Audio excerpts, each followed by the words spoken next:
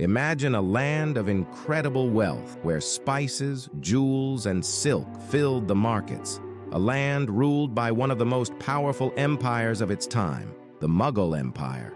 For centuries, India was the jewel of the East, but in less than 200 years, it would be under the control of a small island nation over 5,000 miles away, Great Britain. How did this happen? How did the British Empire, with barely a foothold on Indian soil, rise to dominate one of the most powerful empires in history? This is the story of a colossal shift of power, a story of greed, betrayal, and one empire's incredible fall. In the early 1600s, when Britain first arrived on Indian shores, the Mughal Empire was at its peak.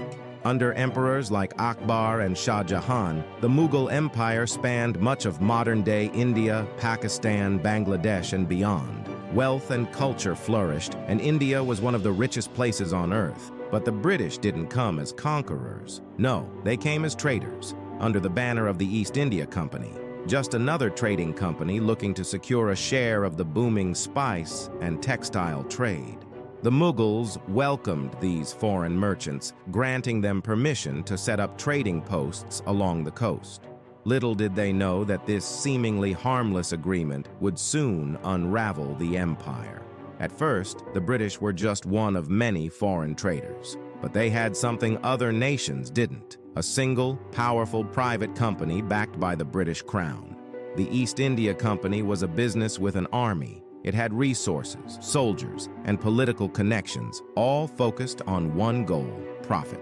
As the years passed, the British began securing more privileges. They negotiated tax breaks, exemptions, and the rights to build fortifications, creating small but fortified British enclaves in Indian cities. Slowly but surely, the British East India Company was carving out its own place in the heart of the Mughal Empire.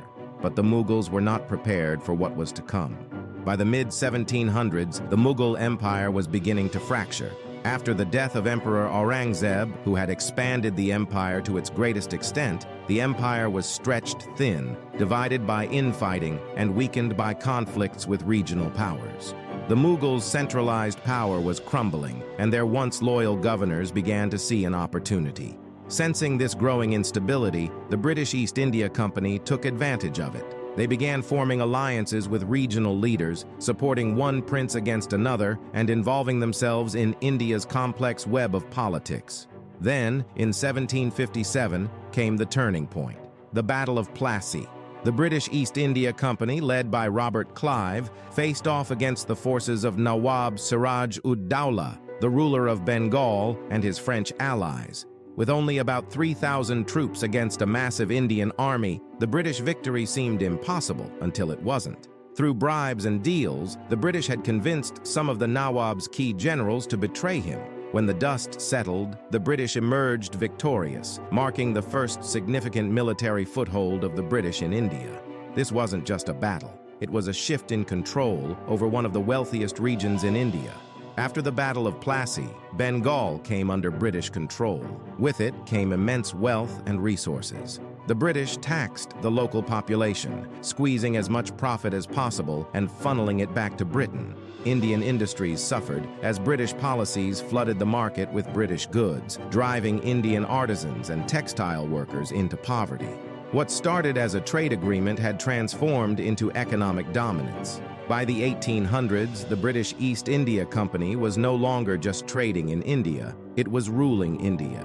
With Bengal in their hands, the British East India Company began expanding its territory through a mix of diplomacy, deception, and force. They would enter alliances with princely states, then undermine those very rulers when it suited them. Indian leaders who resisted were removed, while those who cooperated were rewarded with British favor. This divide-and-rule strategy allowed the British to play rival kingdoms and princely states against each other, making the British East India Company appear as a stabilizing force amidst the chaos they had helped create. Over the years, the British recruited Indian soldiers, called sepoys, into their army, using them to expand their territory further. Indian soldiers were now enforcing British rule over their own people. Ironically, this would later become a ticking time bomb for the British. By the mid-1800s, the East India Company controlled vast stretches of India. and the Mughal Empire was a shadow of its former self, its influence reduced to a symbolic role in Delhi. In 1857, the tensions erupted into violence. Indian soldiers, offended by the British disregard for their religious beliefs, led a revolt against the East India Company. This was the largest uprising against British rule and marked a pivotal moment in Indian history. But the rebellion was crushed, and the British Crown took direct control over India, formally ending the rule of the East India Company. India had gone from being ruled by a mighty empire to being a jewel in the British Crown. By the end of the 19th century, the British Empire had transformed India from an ancient land of wealth and power into a colony that served Britain's interests. What began as a few trading posts evolved into one of the most extensive empires in human history, built on the ashes of the Mughal Empire and the backs of the Indian people.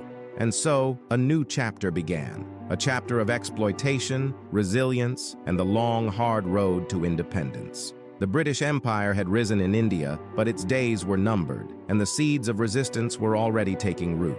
Thank you for watching. If you enjoyed this journey into history and want to learn more about the events that shaped our world, don't forget to like, subscribe, and hit the bell icon for more stories. Until next time, stay curious and keep questioning history.